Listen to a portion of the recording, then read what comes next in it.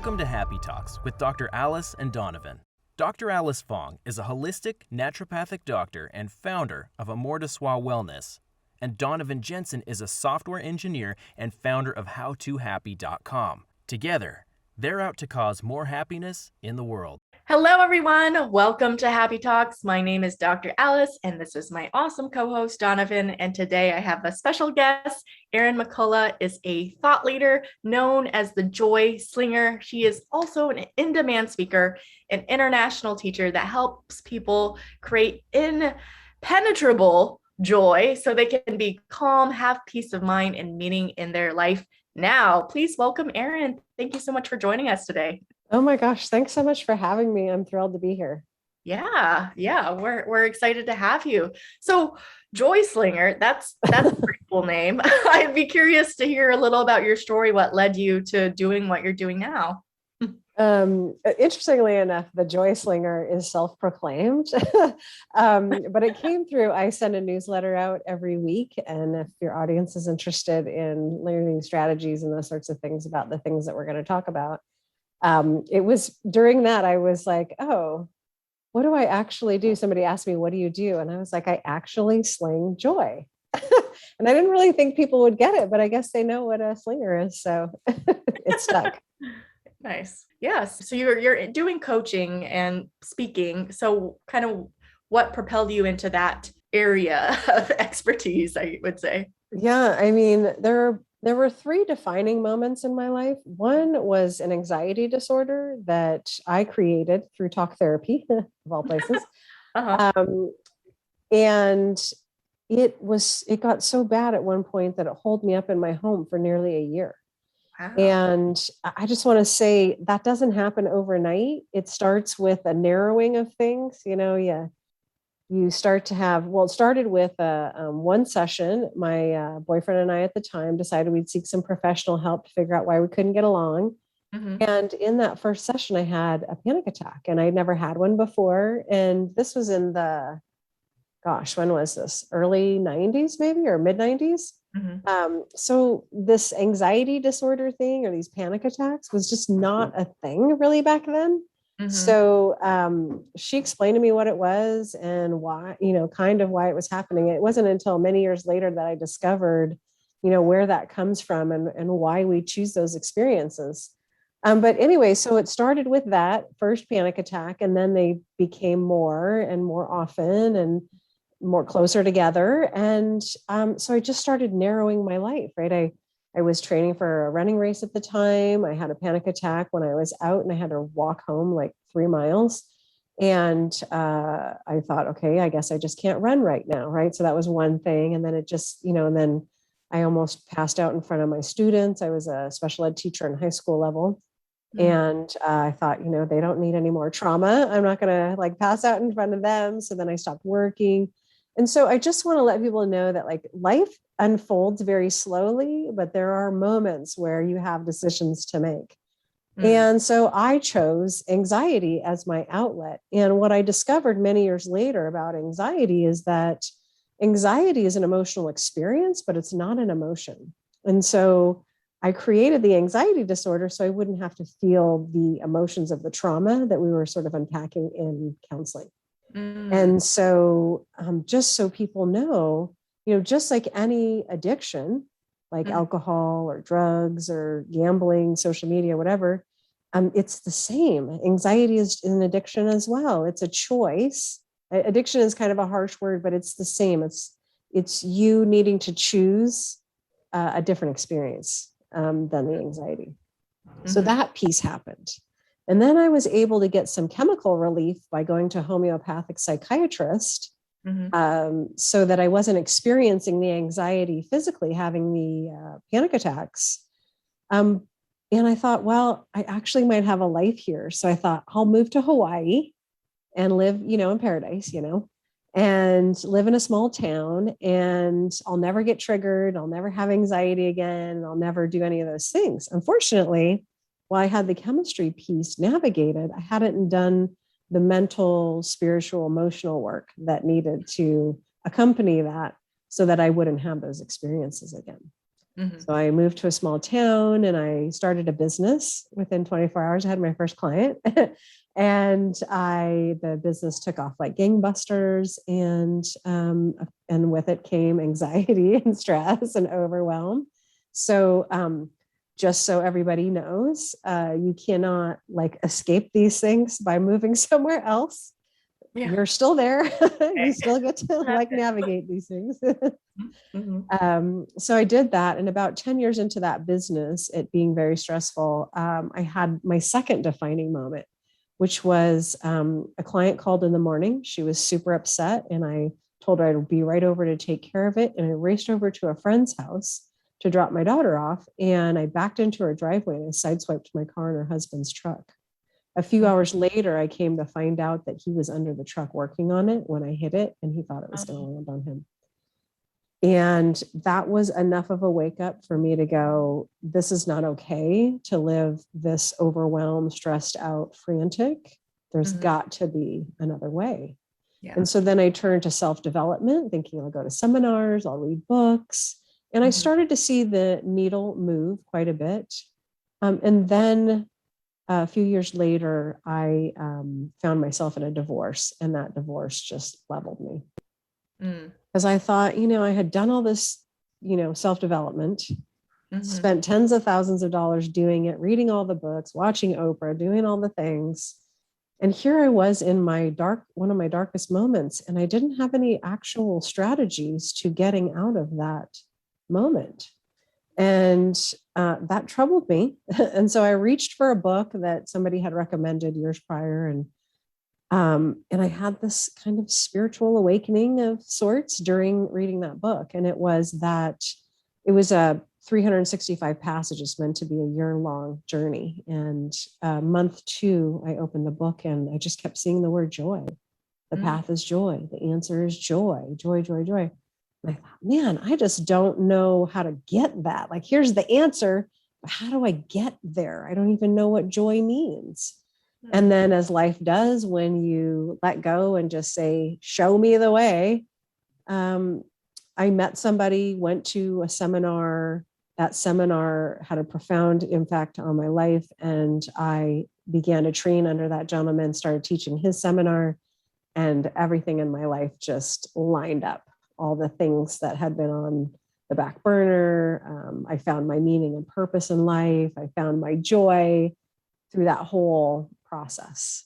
Yeah, so there's a lot in that story and a lot of different angles that we can unpack or look at. And thank you for coming on and sharing some of that. I think maybe the first thing that I kind of want to touch on as we start, exploring and digging around is, you talked about sort of this pathway through anxiety, or like dealing with a lot of anxiety and not really having the tools, and then sort of transitioning into feeling a bit better. I'd be curious to hear a little bit more about some of the pieces of that journey, just because I think, there are a lot of people who experience anxiety. And then, for me, for example, I've had anxiety before, and I did some of sort of the same things you were talking about, which is, oh, well, this gives me anxiety, I shouldn't do this anymore. Oh, this gives me anxiety, I should stop doing this. And it took a little bit of time and effort and work to realize, like, oh, I actually have to really mindfully pick and choose which things I engage with or don't, because some of the things that are not actually dangerous or causing me harm or whatever else, if I run away from those, if I run away from going to the grocery store, then my anxiety gets stronger. So anyway, that's me interjecting too much, but I'd be curious about a little bit more of your journey and some of the pieces that stuck out for you. Yeah, I mean, I think a lot of people are experiencing anxiety, certainly lately, if not before that.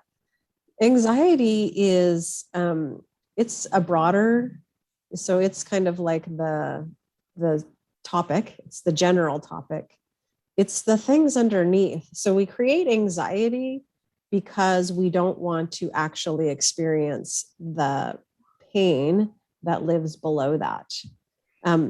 So most people, their experience in life is, and they don't know this typically, is that we do the things that we do to avoid feeling. And it's not your fault, because we're sort of set up that way, right? So you're a little kid, you fall down and you skin your knee. It's okay, honey, don't cry, right? Starts with very innocently, like, you don't want to see your kid cry. I get it. And not allowing people to express their emotions creates these things. And so ultimately, I believe we're here to heal and grow. And by that, I mean, look at those emotions, experience them, and let them go. And that story that led to all these things. And when we can remember that during those moments where we're having those feelings, then we can be mindful about then sticking a strategy in there to go, okay, now, most people, I think that their thoughts are sort of in charge, right? I'm having this thought, and then I'm having this thought, and then those are all habits. But in fact, if we want to experience or not experience low-level emotions like anxiety, we've got to recognize that we are in control of our thoughts. And while they habitually like to think about the same things, when you recognize that you get to decide what those thoughts are, then you empower yourself to choose over and over again to have thoughts that feel good and serve the end that you're trying to create, which is to feel good, right? I mean, I think we're all trying to feel good. Some of us do it through drugs and alcohol, social media, binge watching, all the things, gambling, shopping, literally everything, being super busy. That's another one, helicopter parenting, right? All these things we do to avoid feeling. And so the journey to healing and growth is to acknowledge that the feelings are there, allow them space to happen. And each time we do that, then we move the needle ever so slightly in the direction that we want to go. Yeah, I resonate with that a lot, in that, when we avoid our feelings and our emotions and our thoughts, it's like we kind of lose power. It doesn't, like, we don't engage with it. You're never going to work through it until you actually acknowledge and accept that it is part of being a human being in a way. I'd be curious though, when we talk about emotions, and we are on the Happy Talk show, like, we talk about happiness a lot. I'd be curious what, in your opinion, what the difference is between happiness and joy. How would you define that? Yeah. So happiness is, it's the exuberance, it feels good. And it's based on external things. And the other nuance about it is that it's short-lived. So an easy example would be get the new car, yay, hooray, love that new car. It's what I always wanted. A week, a month, a year later, it's just a car, right? So there's external, it's a car, it's not internal, and it's short-lived, right? It lasts for a week, a month, a year, and then it's just a vehicle to get you from A to B, right? And joy has that same exuberance, like yay, hooray, but it has all these other nuances that are so meaningful, like calm, peace of mind, which is no thoughts, like being able to shut out all the thoughts and just be here now in the present moment. Peace, I said peace of mind, and stillness. That's the other piece, stillness. Oh my gosh, this word, this experience is like amazing. It's like, you know how it feels when it's been kind of a long winter and you sit outside and the sun's out and you can feel the heat on your skin. You're like, oh my gosh, this feels so good. Spring's on the way or whatever. It's that feeling. It's just like all is right in the world at this very moment. And I need not worry about anything. Because I think most people's experience is that we are projecting into the future what it is we think this life is supposed to be, like how people are supposed to show up, what they're supposed to say or not say for us, and how outcomes are supposed to be for us. And so that is coming from lack. And so that puts the, talking about power, that puts the power on the other person, right? Or the circumstance to dictate your experience. Impenetrable joy is no longer being at the mercy of people or circumstances. So what does that mean? That means taking responsibility for the emotions that you're having because they live inside you. So rather than saying that person said something and they made me feel this way, it's the responsible stance would be, they've said this thing, I'm having this experience, what's going on inside of me, not what's wrong with them. You know, the story we like to make, they did this wrong, or they said that, so rude, you know, whatever. It's what's going on with me inside, because that's where the healing is inside. We cannot fix people other than ourselves. We can't get them to do all the things we want to do. And when we're beholden to them to dictate whether we feel good or not, then we've lost all of our control. And that's the only thing we can control is our emotional experience. Everything else is up for grabs. Yeah, I think it makes such a big difference the way that you talk to yourself about the interactions and experiences you have. And just like you said, when you move that center of control, that idea of control internally from externally, you gain so much more. And I think, this is a little bit conjecture, but I feel like it's something that people generally push back against when they're not accustomed to it at first, because they say like, well, you know what, like, how could I possibly control that? Like, this person does this and it makes me mad. Like, how is that in my control? But with some practice and stuff, the outcomes are so much better when you realize that you have so much more space, I guess, to sort of react to things, or so much more of an ability to go, okay, like it's such a small change in language, but something like when you, I don't know, don't take out the trash, I get frustrated, then you maintain control in your language of like those emotions and whatnot, and you just have so much more power. On sort of a related note, I'd be curious, that seems like one of probably the core foundations of building up joy or experiencing joy. I'd be curious what other things you see are useful in kind of cultivating joy in related to some of the work that you do, or just what you do for yourself, either one. Yeah, I mean, gosh, so many things, but you're absolutely correct. Like the tenets from what I teach from are your dominant thoughts create your reality, right? Mm-hmm. And then because that's the truth, taking personal responsibility for what you've created in your life, right? Not in a blame, shame, or fault way, but in a empowering way. Like if I recognize that I can change my thoughts and that's what's creating the reality, then I can take responsibility for that and change my thoughts. And I'll change my thoughts and I'll start to take in this feedback in a way that is not about whose fault it is. It's more about curiosity and wonder. Like, so interesting that I asked you to take out the garbage. You didn't take out the garbage. I'm frustrated by this. I wonder what that's related to.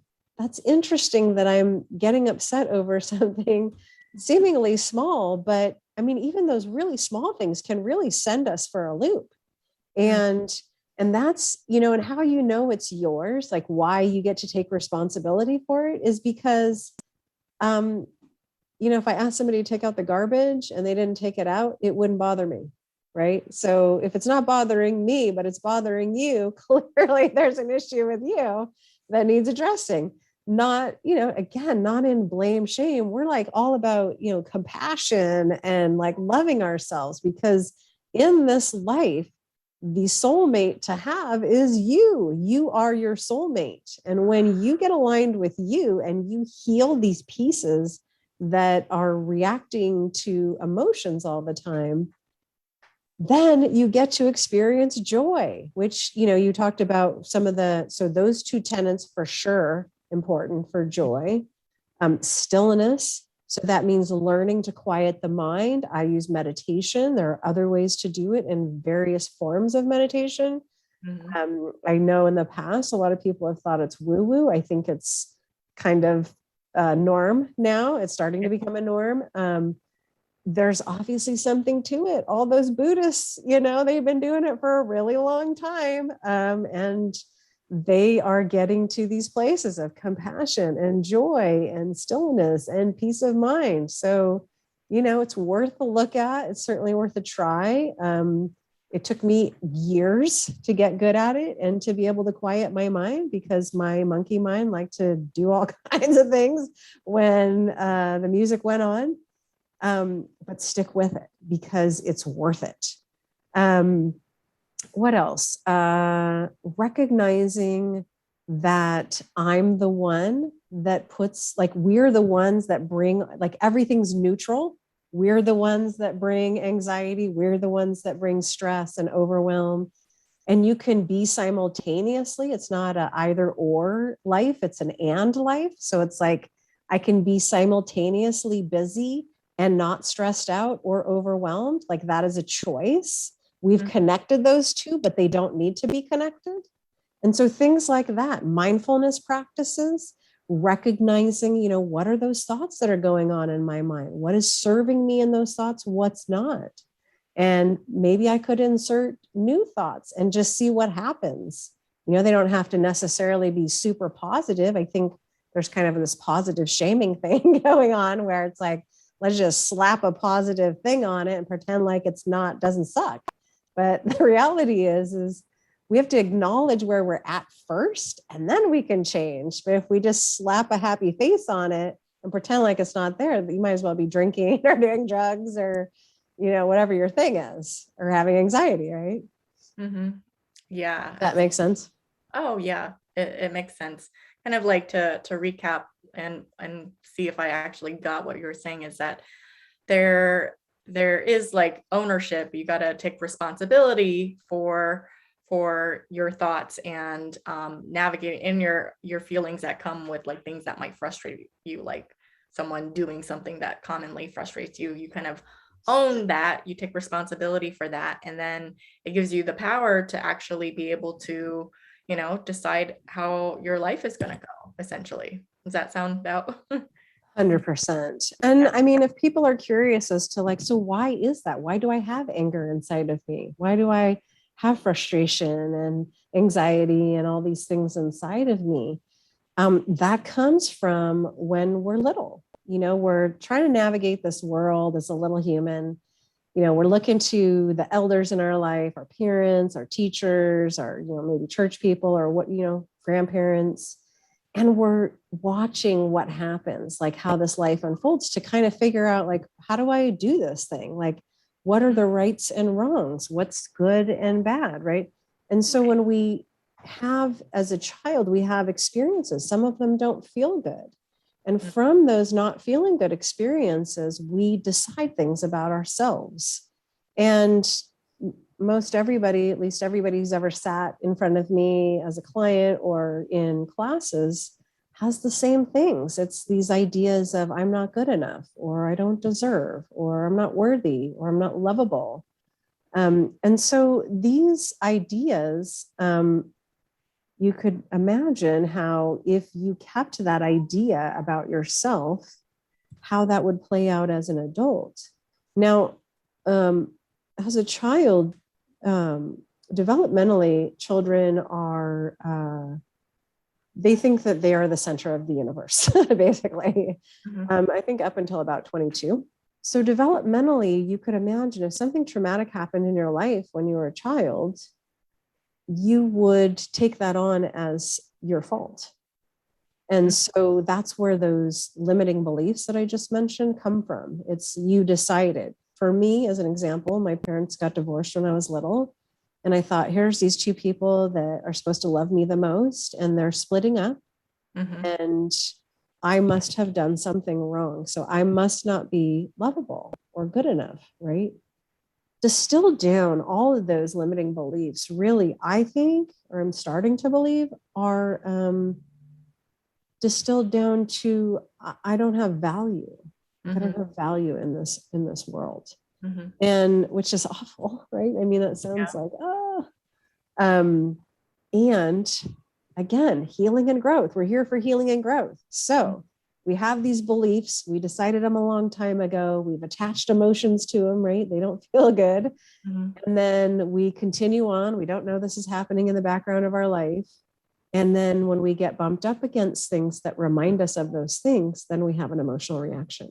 So that's why emotional awareness is so important, because if you can recognize when you're in reaction to people or circumstances, then you can go, there's something there for me to learn from, to heal from, to grow from. And that's your signal.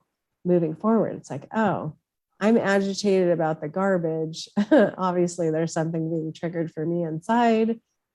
What is that? I wonder what it is. Not to find what it is, just to allow, right? Because you weren't allowed when you were little to have that experience. And now to allow yourself to grow through that experience. And that looks like, oh, I'm agitated now. I'm just going to look at that. I'm going to sit in this experience. I don't need to make it go away with anything, alcohol, drugs, making up a story about why that person's wrong or any of those things. I'm just going to sit with that feeling and it'll go away eventually. And then I'm going to go on with my life. And every time you do that process, you move the needle in the direction of healing. That's how you heal.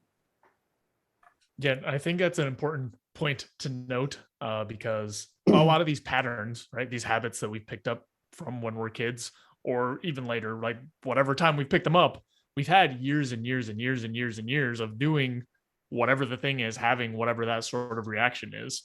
And sometimes I see people who seem to forget how long they've been building up this habit and not realize that except in extraordinary cases, it also takes a lot of time to sort of unpack them, get to, the point where when you start feeling anger around something trivial or whatever else the issue happens to be, where you can go, hold on, wait a minute, what am I doing here? I would be curious, kind of from some of the work that you've done, what sort of trajectory you see from people as they're kind of going on this journey, like how long it sort of takes for people to start really internalizing some of these ideas and seeing a difference. Well, first and foremost, what I know is people show up at my doorstep when they've crossed the threshold of pain. They're like, I just can't do this anymore. I need some help. It doesn't have to be then, but that just happens to be where it's painful enough that we've got to look outside of ourselves.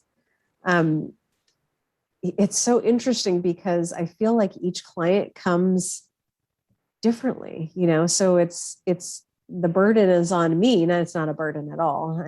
I can't think of another word that's less negative, but it's my place to meet them where they're at. And a lot of people just do not have emotional awareness. They just don't know. They're being triggered all of the time. Mm-hmm. So it becomes a journey of explaining the things we've been talking about and then going into their life and going, oh, right, here I am yelling at my kids all of a sudden. I wonder where that came from over, one Lego on the ground or whatever it is. It doesn't even matter what it is.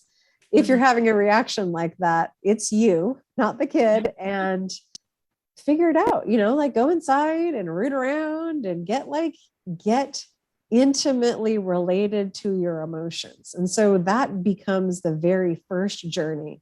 Well, actually, the very, very before that is the story, right? The story of all the things that happened that didn't feel good as a kid and all of that. And the only reason I bring that up for people is because I want them to recognize they do have a story and it's still at play. And that story, so I like to connect the dots, not because I'm a psychoanalyst and we need to go and unpack every little thing. No, we bullet point it out. But the goal is to get as far away from that story as possible because that story is not who you are. It's something that happened and the gift to showing you where healing and growth is. That's what that story is for, not to live by and be burdened by or have awful feelings about. It's to recognize and get away from and go, okay, thank you for those experiences. Here's where healing and growth can take place. And I'll use my emotions to distinguish that and keep moving forth in my life. And so we start with the story and then we get distance from the story and then we create a new story. Like, what would we like to create, right? Because intention is super powerful and important. In order to create that, you've got to know what you want to create. And most people don't even do that in their life. They're just like, I'm just going to roll along with whatever happens. We're that powerful. We can decide what's going to happen in our lives. And we should, if we want to dictate how it feels.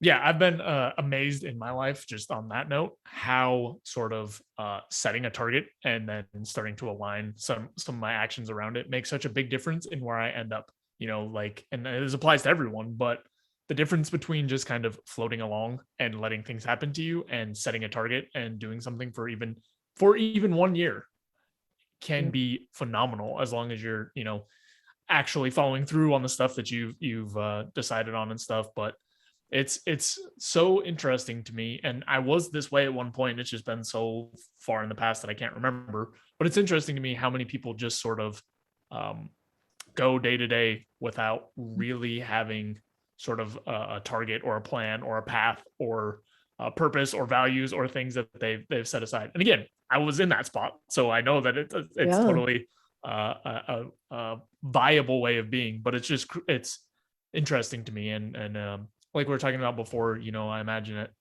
it takes some amount of pain before you realize, like, oh, you know what, I need to actually get serious about choosing a direction, so I don't just float into this suboptimal place that I don't want to be in.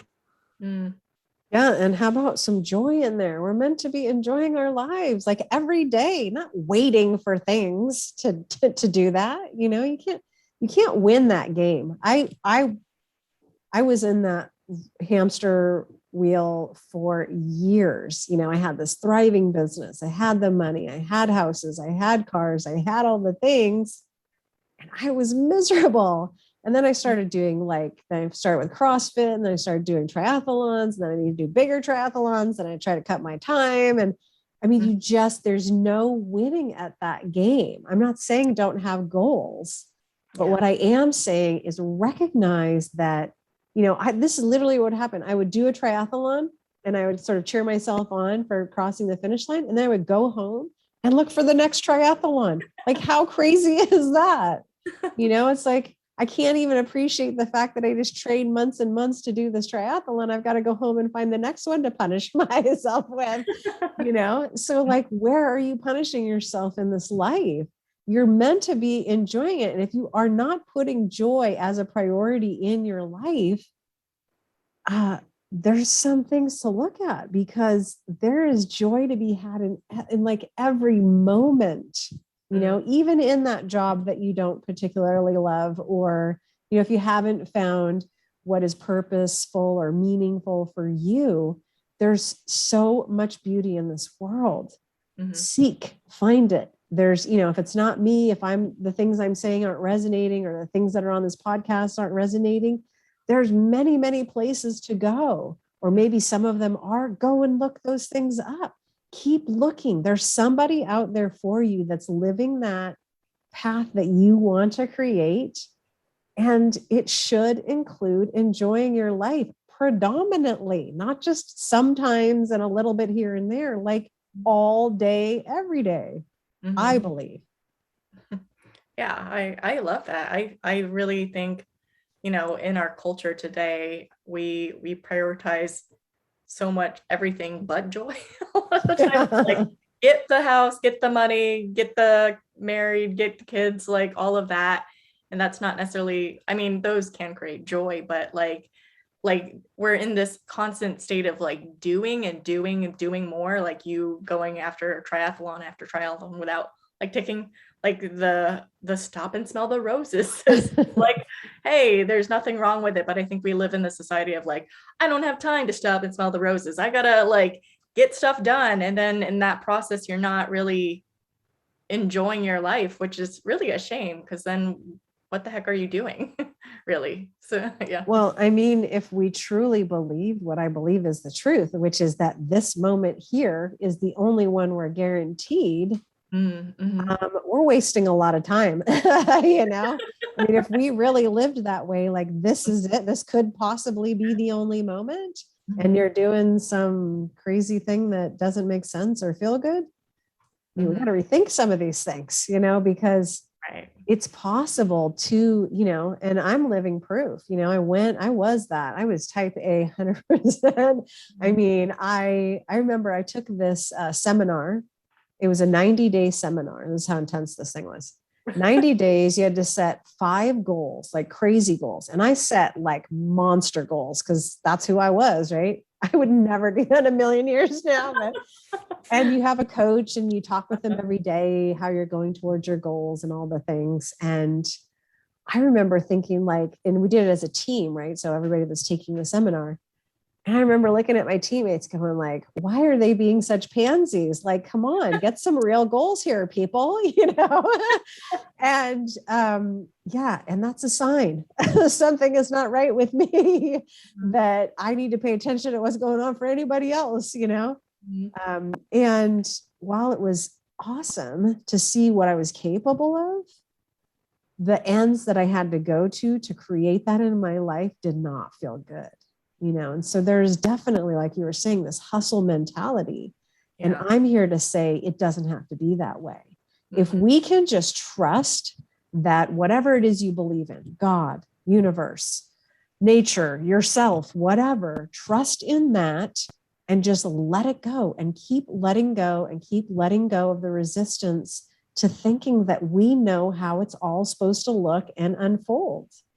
If we can just do that, massive amounts of freedom and peace and calm and right, because it's this idea that we can control people and circumstances that just messes us up, and that we think we know what's going to happen in the future because our brain said so.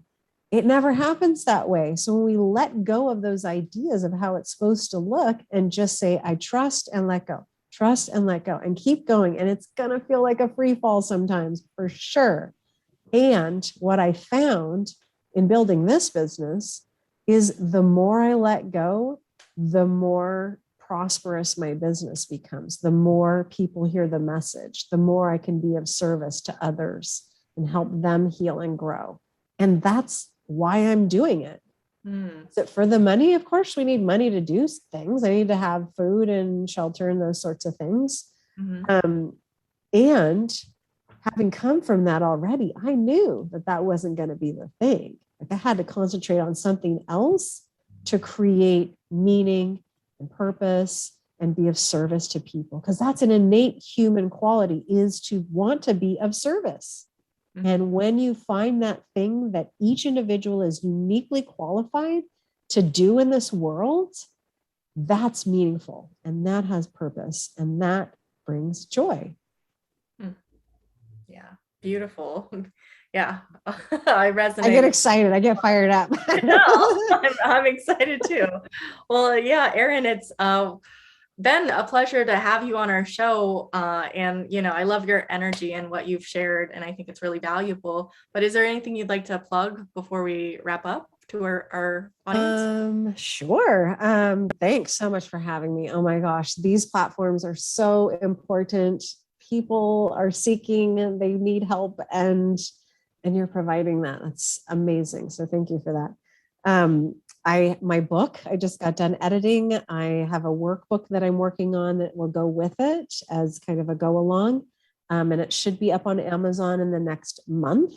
So that'll be happening, but you can find out the information on my website, which is Erin, ERIN-MAC.com. And anybody who's interested and wants to just have a chat, I've got a free chat on there. It's about anything. It's not a sales call or anything like that. If you want to work with me, great. If you just you have some questions, or you're like, I'm not quite sure about this thing, what do you think? That's the kind of conversations we have in that. I think it's 30 minutes free call. So anybody, that's available on my website as well, along with all kinds of other information and my blog and other podcast interviews and things like that. Awesome. Yes, we'll put the link in the description if you want to reach out to Erin, get on a call with her, chat, and she can help bring you some joy. So Erin, thank you so much for joining us today. Thank you for having me. Of course, yes. Thanks so much for watching. If you enjoyed this video, be sure to like it and then go and subscribe to my channel and ring the bell so you get notified when the next video comes out. If you check out in the description below, go to my website where you can get my free fast and easy guide to stress relief. Thanks again for checking us out, and we'll see you next time.